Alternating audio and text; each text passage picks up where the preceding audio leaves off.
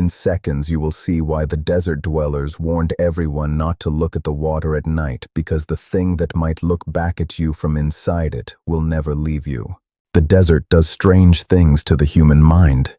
If you've ever walked alone through a remote oasis after sunset, you know the silence doesn't just surround you. It settles on your chest like a crushing weight. Have you ever had the feeling that the darkness itself was breathing just behind your neck? That's exactly how this story began. It was the summer of 1964. The man's name was Youssef. He wasn't the kind of person who believed in myths, ghosts, or ancient legends. He worked on a government project mapping underground water sources near an isolated military outpost deep in the southern desert. To him, only numbers mattered. Only maps. Only measurable facts. The stories told around campfires by old desert elders were nothing more than superstition. At least, that's what he believed. Before leaving the military outpost, the local villagers warned him again and again. They looked him straight in the eye and said, "Whatever you do, never look into open water after midnight." They also spoke of a breathtakingly beautiful woman who was sometimes seen standing beside ancient mud brick walls. According to them, she didn't belong to this world. Youssef dismissed every word. To him, they were nothing more than old desert superstitions passed from one generation to the next. After all, why would an educated grown man be afraid of nothing more than a shadow? He packed his equipment into his aging pickup truck, turned the key in the ignition, and drove straight into the desert. Ahead of him, the endless sea of sand stretched beneath the stars like a vast, silent cemetery with no end in sight. Just after midnight, the truck's radiator suddenly erupted, sending thick clouds of scalding steam into the cold desert air. The engine had failed, completely. Without warning, Youssef was now miles from the nearest road, surrounded by nothing but towering sand dunes, endless darkness, and the suffocating silence of a forgotten desert oasis. His radio was dead. His water supply was already running low. Do you know what true isolation feels like?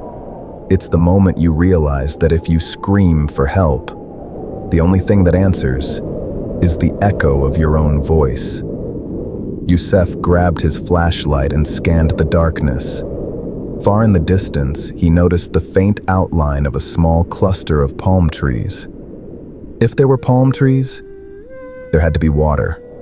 And where there was water, there was an old well. With every step he took toward the palm trees, the temperature dropped, not gradually, but suddenly. The warmth of the desert vanished, replaced by a bitter cold that made no sense. The air carried a strange scent, a heavy mix of damp earth and crushed orange blossoms. Youssef raised his flashlight and aimed it at the ground. The footprints he expected to find weren't there. Nothing. Not a single mark in the sand. Then, he heard it. A soft, melodic humming drifting through the darkness. It sounded almost like a lullaby, beautiful, gentle, and yet deeply unsettling. The kind of sound that makes every instinct tell you something is terribly wrong. Who, in the middle of nowhere, at 2 o'clock in the morning, could possibly be singing? With every step he took toward the palm trees, the temperature dropped. Not gradually, but suddenly. The warmth of the desert vanished, replaced by a bitter cold that made no sense. The air carried a strange scent, a heavy mix of damp earth and crushed orange blossoms. Youssef raised his flashlight and aimed it at the ground. The footprints he expected to find weren't there. Nothing.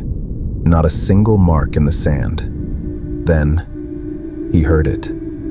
A soft, melodic humming drifting through the darkness.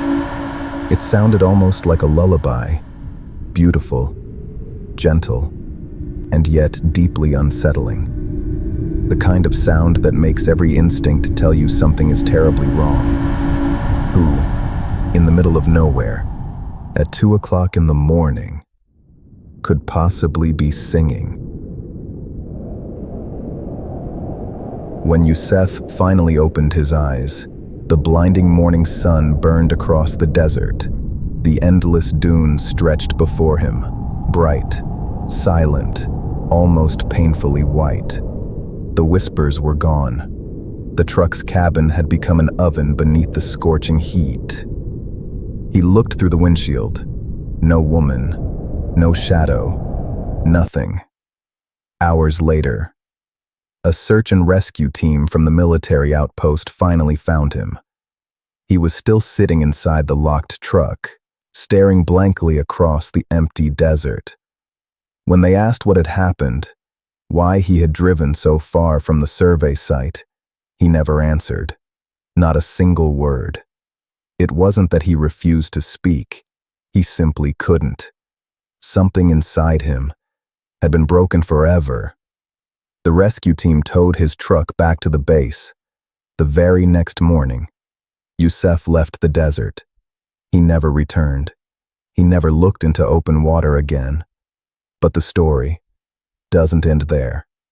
The elders say, once that entity learns your name, the connection never truly disappears. Years passed. Youssef built a quiet life far from the desert, far from the oasis, far from the well.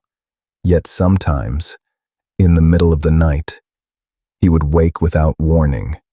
His eyes always drifted toward the glass of water beside his bed. And there, shimmering across the tiny ripples, he would see the faint reflection of long, black, flowing hair. What would you do if you suddenly realized the thing you escaped in the desert had followed you home and now lived inside your own mind? Before we reveal the terrifying historical origin behind this legend, there's something even more disturbing you should know. There's a reason this entity is said to appear only in certain places, and understanding why changes everything. We'll uncover that right after this short break. Stay with us, because the truth behind the legend is far more frightening than the story itself. Welcome back. Now consider this. What if Aisha Kandisha was never a supernatural spirit to begin with? What if she was once a real woman? A woman whose suffering became so unimaginable that history slowly transformed her into a living nightmare. Let's explore the darkest layer of the legend. The legend of Aisha Kandisha is deeply rooted in Moroccan and Amazigh folklore. But many historians believe the story may have begun with a real woman. According to one of the most enduring theories, she lived during the 16th century when Morocco was fighting Portuguese occupation. After losing her husband and family to invading soldiers, she used her extraordinary beauty to lure enemy troops into isolated places where they disappeared, one by one. As centuries passed, history and folklore became impossible to separate. The woman slowly became a legend, the legend became a spirit, and the spirit became a symbol of grief, vengeance, sacrifice, and the terrifying line between myth and reality. Thank you for walking through the shadows with us. If this story kept you watching until the end, subscribe, turn on notifications, and tell us in the comments, do you believe legends like this begin with fiction or with forgotten history? Next week, we'll journey deep into Morocco's Atlas Mountains to uncover the legend of a hidden court of the jinn, a place where, according to local folklore, those who break forbidden rules are still judged to this very day. Until then, sleep well, if you can.